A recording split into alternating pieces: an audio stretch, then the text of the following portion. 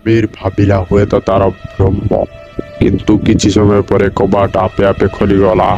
କବାଟ ଖୋଲିବା ମାତ୍ରେ ଘର ଭିତରକୁ ପ୍ରବଳ ଥଣ୍ଡା ପବନ ମାଡ଼ି ଆସିଲା।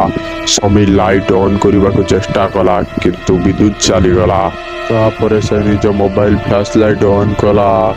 ଲାଇଟ୍ ଆଲୋକରେ ସେ ଯାହା ଦେଖିଲା ତାର ରକ୍ତ ଜମାଟ ବାନ୍ଧିଗଲା। କବାଟ ପାଖରେ ଜଣେ ଧଳା ଶାଢ଼ୀ ପିନ୍ଧିଥିବା ମହିଳା ଠିଆ ହୋଇଥିଲେ।